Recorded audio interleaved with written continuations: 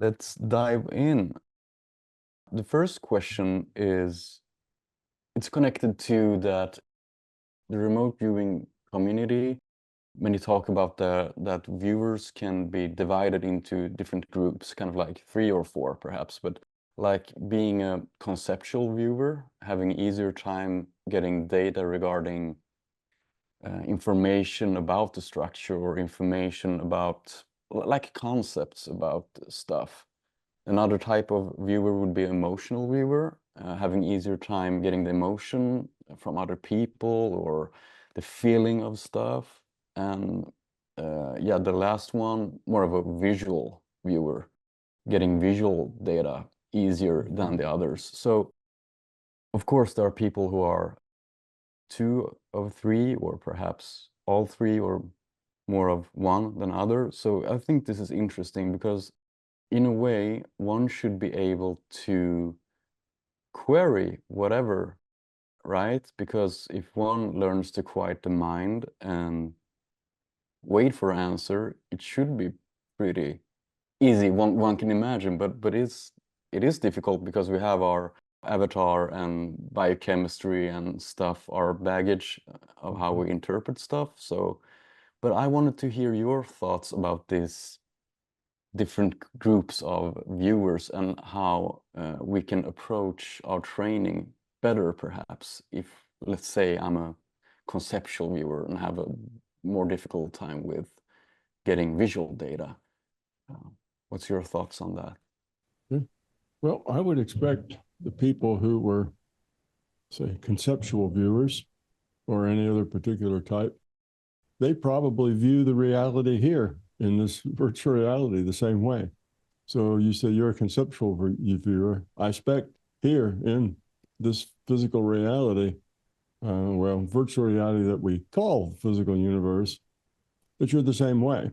You more easily get concepts. You more easily get the feeling of it, the big picture, the how do the piece parts connect together, than you do get the motion of it, or the feeling of it, or the architecture, the structure of it. So it's just the way you are. People learn in different ways. Some people will learn well, can we say, intellectually. All they have to do is study a book and they've got it. They understand everything in that book. They can read a math book and they read it and they understand how to do the math. Others can't learn that way very well.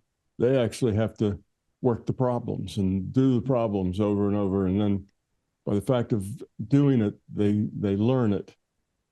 And others approach it very philosophically. They see the big picture, what's going on, the logic of it, and then they just follow the rules. They just see it as a rules game. We have different ways of processing information and the things that are important to us. And I think what happens as we grow up, we create tools for ourselves, ways of approaching this reality that seem to work for us. And when we find something that works well, we tend to use that more. If you're in a situation where your environment gives you, a need to look at things conceptually, you're constantly, you're in a thing where conceptual stuff is important to the people around you. Maybe your parents look at the world conceptually. Maybe your friends do. Maybe you're in a group of people that constantly talk in terms of concepts and ideas and theories and that sort of thing. And that's where your mind tends to work. Well, then that's what you get. You'll develop along those lines. Some of it maybe we're predisposed to, hardwired in us. Some of it is environmental. So I think the difference comes with the individual. It's not anything really to do with remote viewing as it is your ability to remote view has a lot to do with who you are, has a lot to do with how well you can quiet your mind, how successful you are at getting your intellect to sit down and be quiet and just let the intuitive side work. Those are very important parts of it.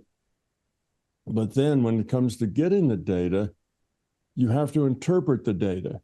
So what you're doing when you remote view is you're querying a database. The database is a database of everything that, well, it's two things. There's a probable future and then the possible past. So you have two things, future and past. You can look at all the things that could happen and the probability that they will happen. And then you can look at everything that could have happened and the probability that it would have happened. So those are your databases, which has just about everything in it. There's very little that's not in this database. It kind of covers everything. So the way you have to do that in all paranormal things, whether it's remote viewing or out of body or communications with other entities or talking to your dead uncle, all of those things all take place on the intuitive side, not on the intellectual side.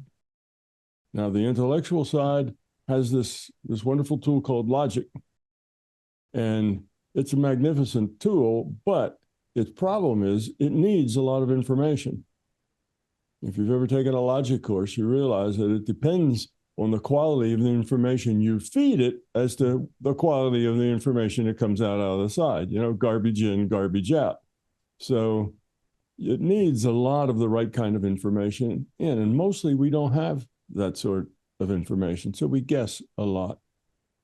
Should you quit the job you have and take this new job? Well, try to solve that problem with logic.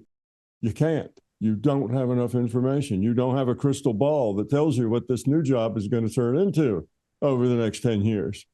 So that's not a logic problem. You're much better solving that problem over on the intuitive side, where you have these databases. So much of life, the biggest part of life, is better handled actually on the intuitive side than on the intellectual side. But we don't develop our intuitive side. 3-year-olds are naturally intuitive. We tend to throw that out and say, it's garbage. It's just junk stuff that we make up. It's not real. It's not important. But if you develop that intuitive side, you'll find it's just as accurate. Actually, it's more accurate and more reliable than the intellectual side. That intellectual side, we try to use logic, but we never have enough information, or very rarely have enough information. So we guess. On the intuitive side, you don't have to guess. The information's there on just about everything. So all you have to do is get it. But now, while they have this on the intellectual side, they have this wonderful tool that's very precise called logic. On the intuitive side, we have a real ratty tool that has all kinds of errors and stuff built into it. And it's called our mind. And that's because we're not very good at controlling our mind. Our mind is all over the place. So that makes it a little chancy. If you don't have your mind under control, or I should say it differently, if you haven't disciplined your mind so that you have a lot of stray thoughts running around, then remote viewing is going to be pretty close to impossible. You're going to get a lot of hit and miss, but you're not going to be right most of the time. You'll have times when you're on and times when you're off, and the difference is just what you're feeling, the way your mind is. You got a lot of stress, things you're thinking about, there's big problems you need to solve, then you're not going to be very good at remote viewing, because unless you know how to separate yourself from all that stuff. That takes discipline. Typically, the discipline comes through meditation. That's where we learn to quiet our minds, control all the flow of stuff. Okay, so here you are. You have a propensity to be big picture, conceptual, or details, or emotions, or whatever you happen to be. You tend to get that information that way. Pay attention to that kind of information. You know how to best interpret that information, and you quiet your mind. You develop that intuitive side to where it's very accurate and very reliable. Then it's a matter of taking the data you get and translating it into language, into thoughts that you can express. Okay? Language gives us ability to express what we think. But language is also a barrier in a sense, because we have to take information, transfer it into language. Now, if that information is what's in the box, you know, somebody's got something they put in a box and you're supposed to remote view and see what's in the box. Okay. If you can keep your intellect quiet so it doesn't start guessing, if you can calm all your thoughts, open your mind, the answer will be there.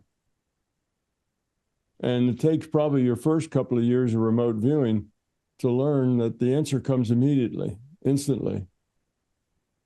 So you have to be ready for it. It's the first thing that comes into your mind. The speed of consciousness is a lot faster than the speed of light. It's a very fast process. This isn't slow as Google. This is really quick for the thought barely leaves your mind before the result comes in. So that's one thing. So if you are good at interpreting, or you live your life through a conceptual lens, then you're going to interpret the data you get through a conceptual lens. And you're going to pull those kinds of things out of it, because you'll relate to those more easily. You can structure those in your mind and convert those to language more easily.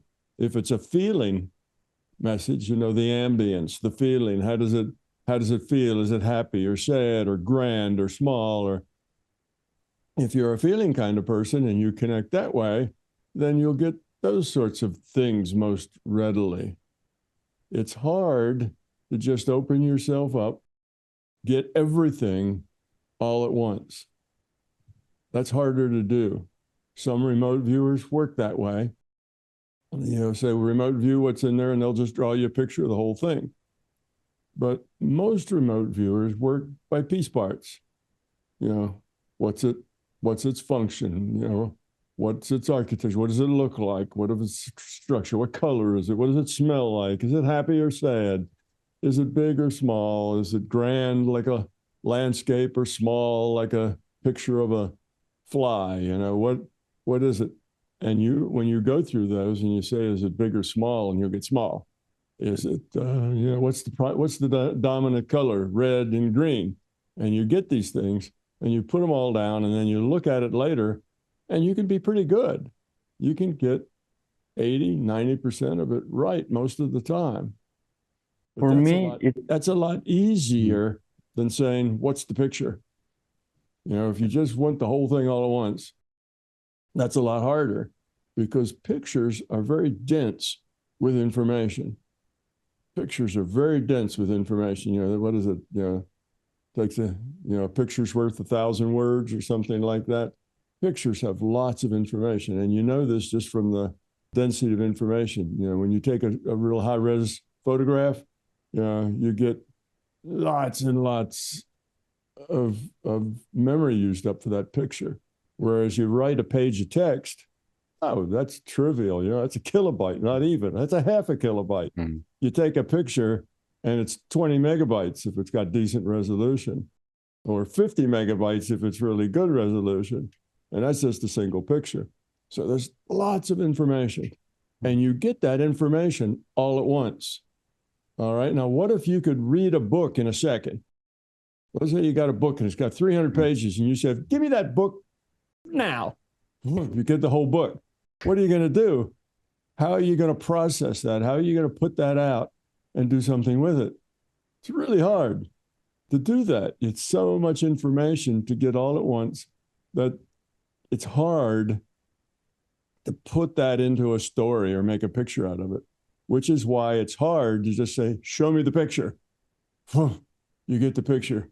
But now you've got mountains, you've got a horse, it's green, there's fences, there's a car over on the side, you know, there's clouds in the sky, and there's all this stuff going on, and you get it all at once. There's your answer. And it's like, huh? What's that? You know, it's hard to deal with that much information all at once. There's too many bits. You know, you're getting 20 megs in a second. Well, when you know, that's like reading a whole book. The text in a book isn't 20 megs. Mm. You know, it's much less than that. So that's why it's hard to remote view all at once. Now, people can practice and practice and practice and get better at that. Just like people can speed read and almost read a book as fast as they can turn the pages. You know, you kind of get the sense of you're not really reading words anymore. You're just looking at the page and getting the sense of what's on it. You start processing the data differently. So you can train yourself to process bigger dumps of data without going into the details. But it takes a lot of practice to do that, and it isn't an easy thing to do. So that's why most remote viewers would rather break it down into a bunch of pieces, put the pieces together, and they'll do much better that way. Because you can look at a paragraph in a book and, wow, you got that paragraph right away, you see, but you can't do the whole book. So that's why it's hard for remote viewers to get the whole picture. Lots of information in a picture. It's maybe a simple picture that would be easier. A black wall with a white circle on it, you might get that all at once. But if it's a complicated picture with dozens of elements and dozens of shades of colors and other things, you might get something of it, but it's hard to get the whole thing. So that's why. So those people who are good at, say, feelings, they'll immediately connect to the feeling part of it. Oh, there's a lady and her dog. And for them, it'll be the relationship between the lady and dog that comes out strong. For somebody else, they won't even see the lady, they'll just see the dog. It's kind of what interests you. The person who just sees the dog, if they saw a lady walking a dog, their eyes would immediately go to the dog because they're not really interested in the lady, they're interested in dogs. So they'd really look at the dog. And if somebody said, well, what did that lady look like that had that dog? They go, I don't really remember. But what did the dog look like? Oh, they'll tell you it was this kind of dog and that kind of dog, and it was so big and weighed about so much, and they could tell you more about it. And the other person would be the opposite. He'd look at the lady and would barely notice that she was walking a dog because that's what they're more interested in. So it just depends on us. So each individual that comes there, their mind has to be clear to remote view. You have to get all the noise out. You have to just open your mind. And then you need to know precisely what it is you want. Because if you ask anybody who uses Google or any other query system where you're querying databases, if you ask a general question, you'll get a general answer. The more you can precisely define that, then the better the answer you get, the more precise the answer comes back. Well, that's the same with the way we think. If you happen to think and can easily put your mind into more of a precise focus of what's the information you want to get back, and that means you kind of have to hone it down to not just this big fuzzy ball of how nice will it be tomorrow? That's too big and fuzzy. It doesn't have any real precise answer to it. So you'll just get junk back. But if you ask for a very specific thing, then you can get, what's the probability that such and such is going to happen tomorrow? A very specific thing. Now you can get information on that. So you have to be clever about how you query it, that your query is precise. The second thing that's a problem is that we tend to use language very sloppily. If you've ever had just a conversation and then you had to take that conversation and turn it into text, you'll see there's a lot of conversation that's just not helpful. Besides the and other stuff that's in there, the junk. You have junk you can take right out. But there's a lot of times sentences get started and then they get backed up and then they start again. And spoken language is very sloppy. Written language needs to be a lot tighter, a lot better quality. Well, our thoughts tend to be very sloppy. That's why spoken language is so sloppy. That's just our thoughts coming out of our mouth. And when it's sloppy like that, a sloppy query gets a sloppy result. So there's a lot of skill in not only getting rid of your intellect so it doesn't butt in, but there's skill in shaping your query so that it's precise. If you ask a question that could be interpreted 3 different ways to a person, they'll pick the way that they think you mean. That's just part of conversation. It's a big part of conversation because most of the things we say can't be taken 2 or 3 ways because the words have 2 or 3 different definitions with them. To be precise, you have to say things very carefully. Sloppy query, sloppy results. Now, sometimes if you don't say something precisely, the system will just come up with a random draw from the things that are unknown. It's like delivering a letter. If I mail a letter and I mail it to Elm Street, and there's only one Elm Street, well, sometimes the system, being the postman that's going to send you a result, will take a random draw from everybody that lives on Elm Street, and that's where the letter gets delivered. In other words, sometimes what you get is a random draw from all the stuff that is unclear about your. So sometimes people get things very clear and they were sure that meant it was right, but it's wrong. And usually that's because their query had multiple answers to it, depending on what the words meant. And the system, getting data out of that database, is not like talking to your friend who understands what you mean by the context of what you're saying. This really isn't just a query engine.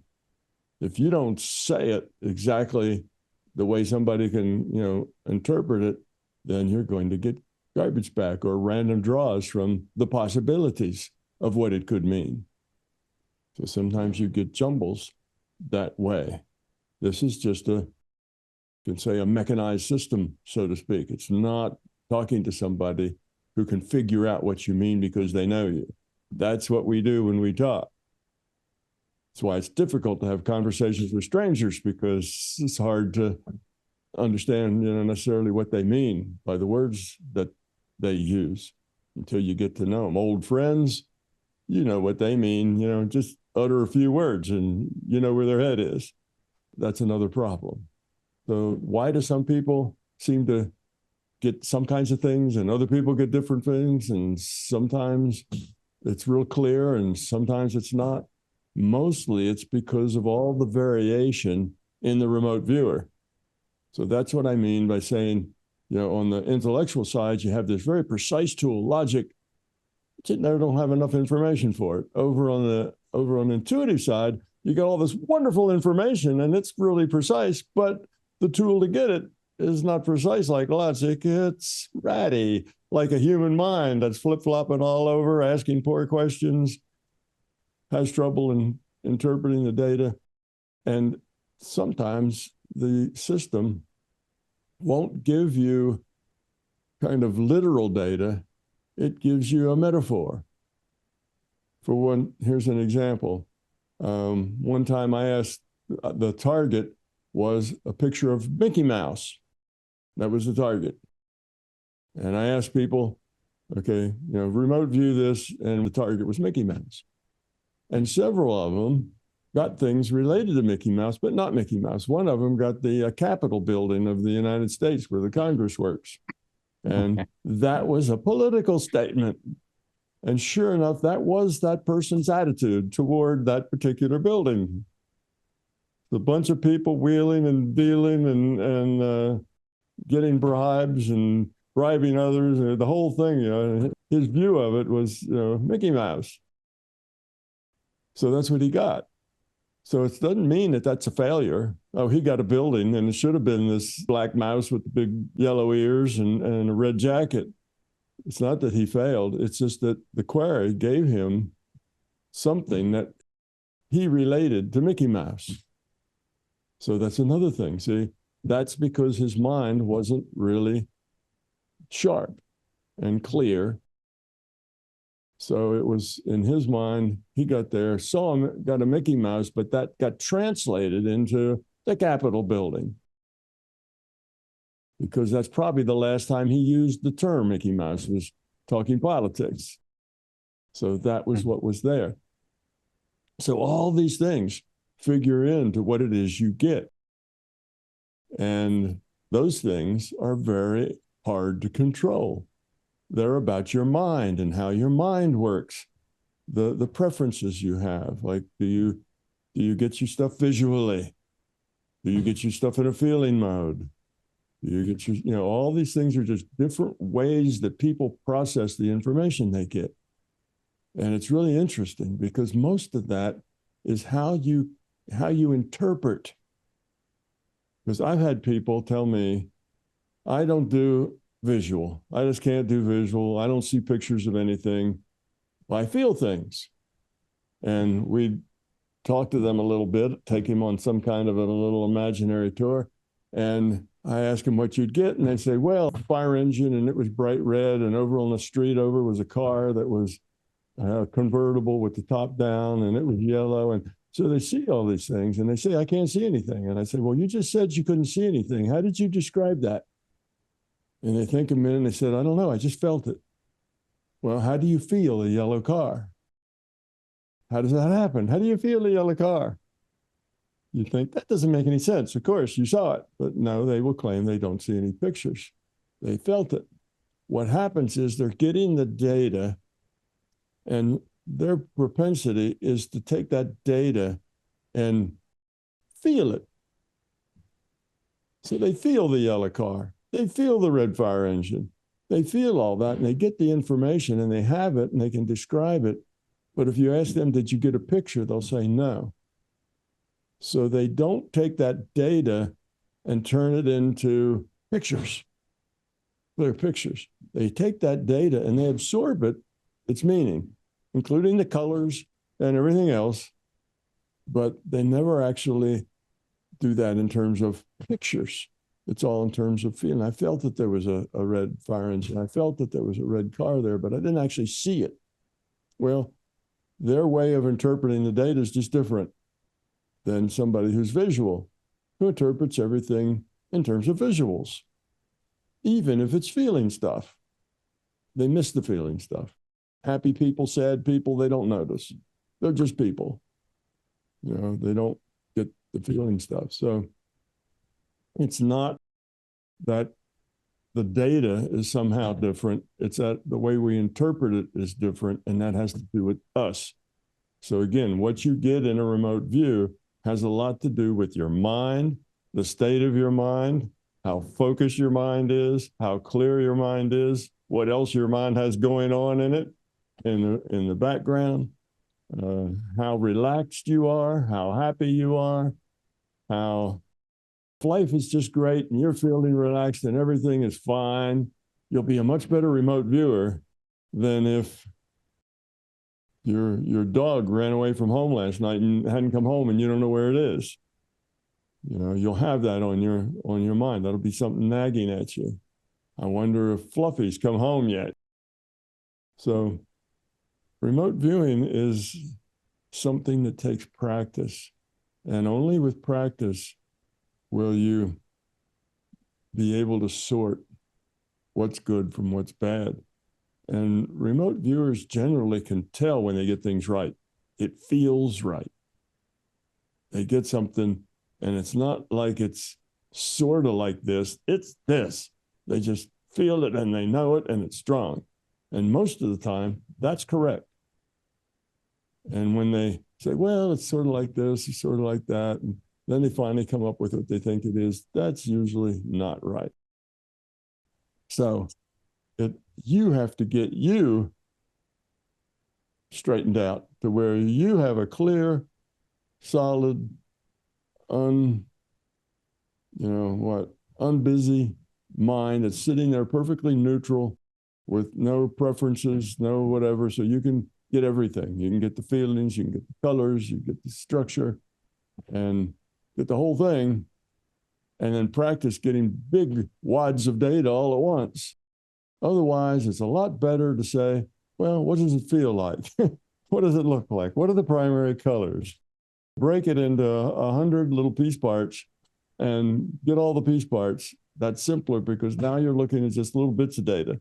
You're not looking for big dumps of data. And it's just easier for you to process it that way. And you're going to filter it based on your own preferences, on your own attitude, the way you feel at that moment, how relaxed you are, what else is going on inside your mind. And it's hard for people to just drop everything, go into a space where there are no thoughts. Stuff still operates down even below the conscious level. You have things going on, problems and issues and feelings, and all that stuff gets in the way. So this clarity of the question, clarity of the interpretation is what we practice at in remote viewing before we get good at it. So great information, but a real ratty tool called our mind in order to get it.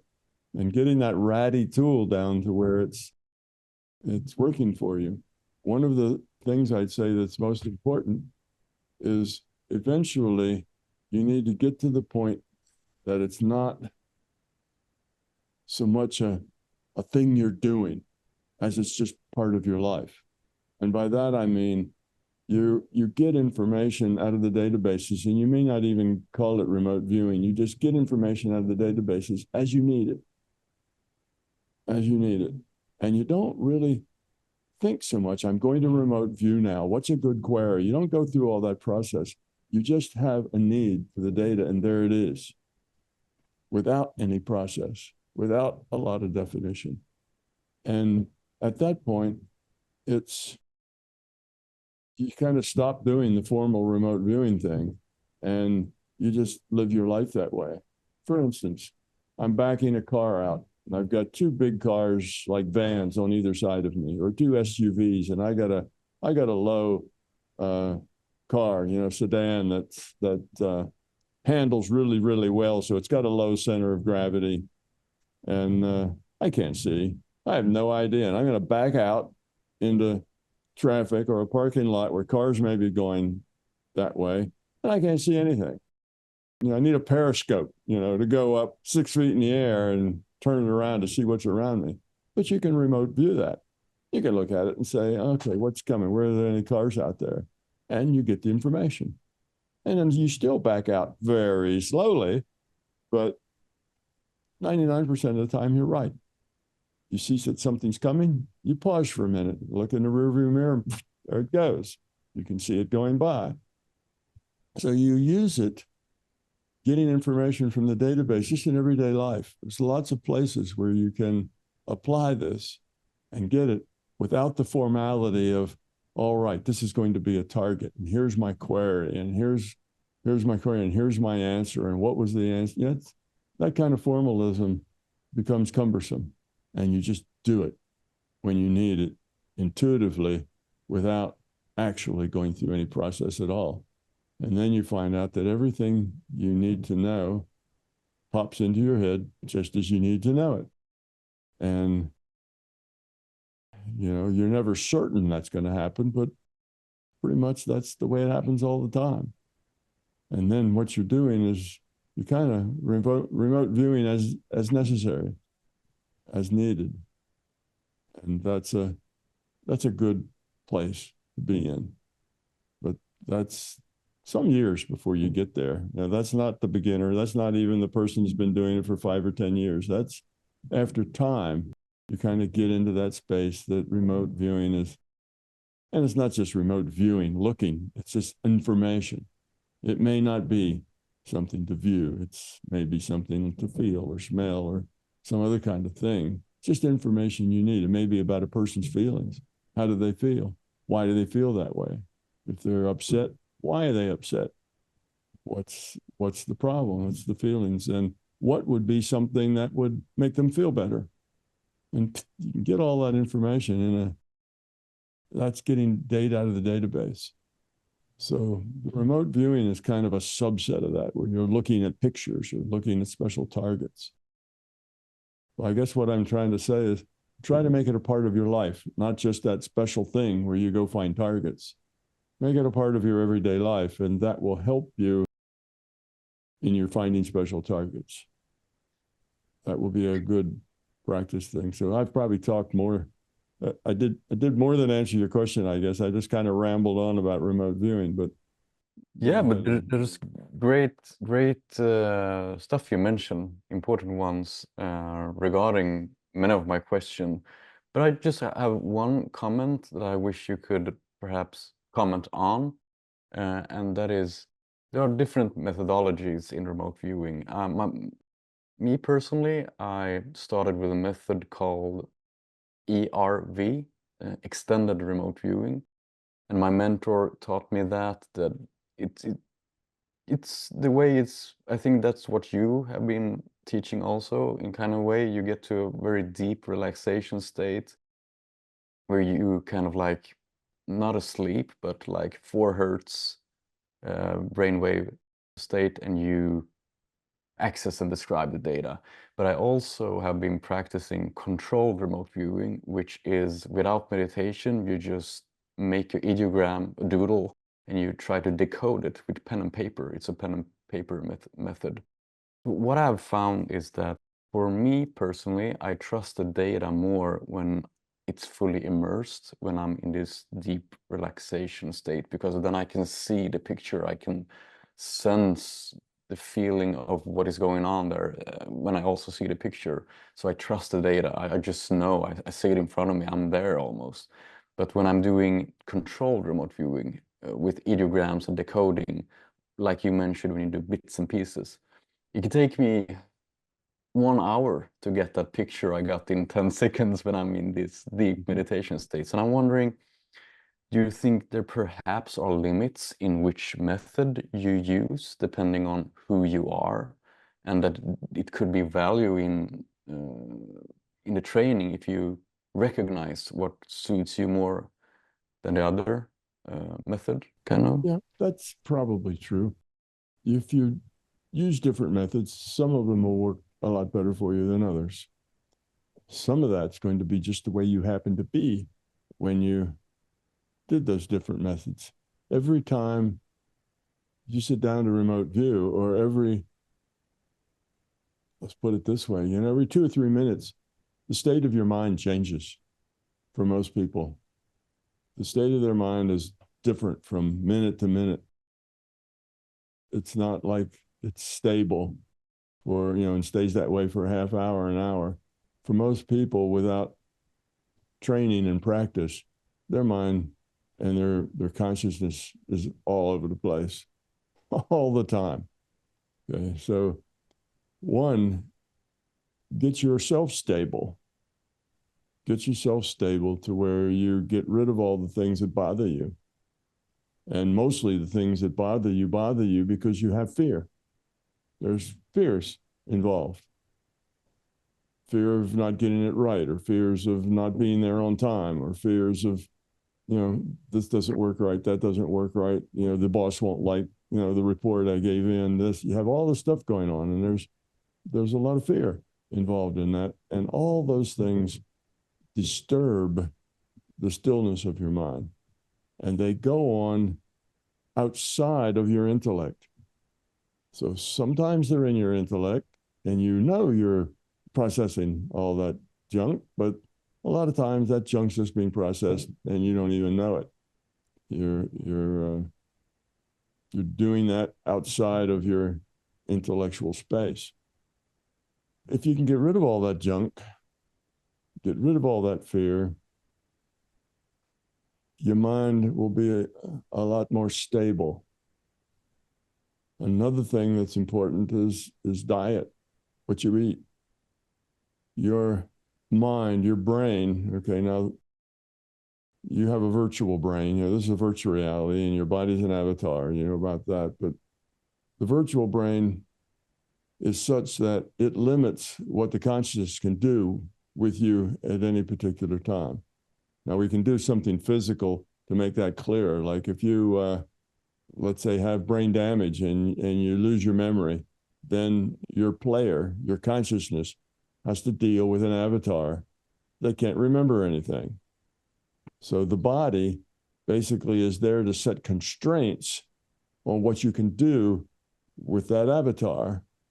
And those constraints are changing all the time. Okay, you're losing your memory is pretty dramatic, but there's a lot of constraints where you connect to that database and you're getting data, and now you don't seem to be too connected to that database. And now it's easy and now it's hard. And a lot of that has to do with your mind just changing state all the time. It's not there. So if you really want to get good at it and do it easily, the first thing I'd say is get rid of your fear, work on that, get rid of it. The second thing I'd say is work on your diet. Your brain basically runs on glucose. Glucose is an energy source. And we'll just call it sugar, but glucose can come from any carbohydrate. Any carbohydrate you eat basically turns into glucose eventually.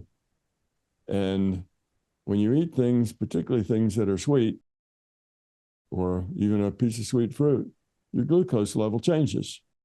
And then your pancreas secretes a little insulin to, calm it down if it's too high or pump it up if it's too low. But so you have a regulation system that tries to keep it balanced. But what we tend to do is eat things that are sweet, things that have sugar. We eat them all the time. And our food supply has sugar in almost everything, carbohydrates in almost everything. Sugar's the worst because it's like pre-digested. It doesn't take long. Sugar gets into your blood system really, really fast. Whereas if you eat a bagel, okay, it's carbohydrate, but it takes some time. It's got to be digested first. So that sugar leaks into your system slowly. But when you eat a candy bar or drink a soda or something, that glucose gets into your blood system in seconds. It's real quick. It doesn't have to digest. Glucose is already the digested component, and it just gets absorbed, ends up in your blood system. The problem is, here you have this brain trying to work. It uses glucose as its kind of fundamental energy source, and the glucose levels are unstable. They're going up and down, and you drink a soda and they go way up, and then the insulin comes in and squirts insulin, and then it comes way down. Then you take another drink of soda and it goes way up. And if the brain is working in a condition where its glucose levels are unstable, up and down and up and down, and that creates a very difficult situation for the consciousness to use that mind clearly, because now it's just like a brain that can't remember, or a man that's had brain damage and he slurs his speech, so he can't speak very well anymore because those speech centers have been damaged. And now the consciousness has to work with an avatar with slurred speech, so he has trouble communicating where he didn't before. All right, well, if you got your glucose levels constantly going up and down, and your insulin is constantly trying to level that out, you have an unstable glucose levels, and that makes it very difficult for your consciousness to focus. And you'll find out if you get rid of those sweet things, all that sugar, your clarity level will go up immensely. And you will realize that you've been spending most of your life in a fog, kind of a foggy space. You don't have the clarity of thinking. And it takes about 4 or 5 months to break the addiction to sugar, but the difference is immense. And people going off the sugar don't necessarily see it, because over those 4 months it's slow. It's a very slow process. But then they'll have an accident of some sort. They'll eat something that's sweet, and then it like hits them like a hammer. Suddenly life is foggy again. Well, that's the way their life used to be all the time. They just didn't notice it because that's the way it was all the time. They thought that was normal. So that's one thing you can do if you're into remote viewing, doing things that need a precise mental state that's stable, that's quiet, that's open, that has no fears, stirring up issues, stirring up problems down in the where we can't see it. No, that stuff bubbles around outside of our intellect in the subconscious. So if you can get rid of the fear, clean up your diet, that will improve things a lot in trying to maintain very clear and specific mental spaces and keeping those clear for, an hour at a time, not just 15 seconds at a time. What happens, most people who every once in a while get a target just right. Man, I hit that target 100%, got all of it. Whoa, but that only happens once every 10 times, What happens is their mind is all over the place. But if you just hit it at the right time where everything happens to be kind of balanced out, then bingo, you're brilliant. But then 10 seconds later, your mind's changed state already. And, the next one doesn't work.